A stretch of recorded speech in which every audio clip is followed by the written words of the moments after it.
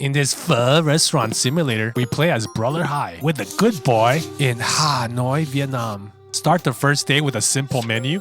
No prepping, no practice, just get to work because the first customer's here.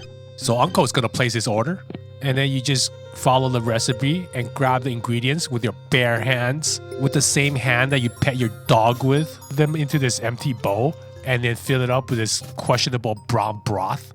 Serve it to Uncle. Make sure to say out loud what you're serving him. And then suddenly out of nowhere, two random guys on a moped will come speeding down the street and take our dog away. I don't know what our dog did, but apparently he's a high value target. But every time we're serving our customer, our dog just might wander away. So we gotta keep an eye on this bad boy. We can pick him up and then wag his little tail at the village chief, show them who's the alpha, and then put back Mr. Gold on his leash. So later that evening, help Mr. Gold expand his territory around the neighborhood by marking the houses and the dumpsters. This will attract the local meatball thug, face covered with tomato sauce. He's not happy that Mr. Gold is just wagging his tail and spraying his mark all over the place. He's demanding I switch to making spaghetti. Threw pasta sauce at me. And then he just walks away. So that night, I'm just trying to close up shop. And Meatball Man's demanding an answer. I tell him, this is a pho restaurant. I ain't switching to no pasta. I tell him to get. This is Mr. Gold's territory now. I closed the shop and went to bed. Later that night, Ketchup Face assembles his army. But what he doesn't know, who he's dealing with. Mr. Gold is a level 60 Warlock, casting a protective firewall. All they can do is just watch. Yeah, so like the next morning, this guy just drifts into the restaurant and a bunch of soccer fans start singing.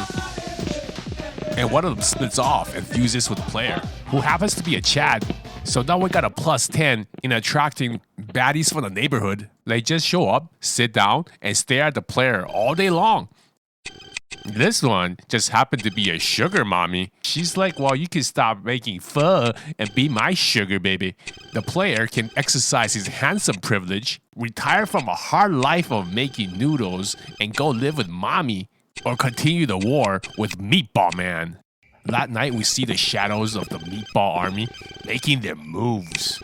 And this becomes a stealth game. Let's grab our cardboard box-shaped plants and become the Hanoi snake.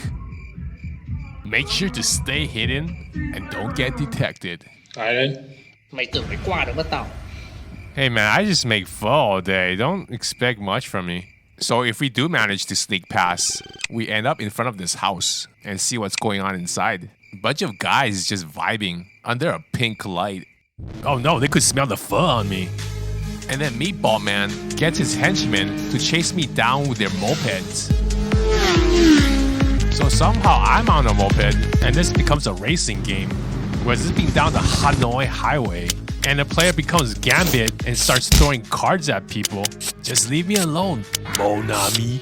So this goes on for a while until enough cards are dealt out, and then Brother Hai charges up to do a hurricane kick. He knocks out all the meatball scooters, and then just rides away. Later we meet up with Mr. Gold, who's still keeping the firewall up.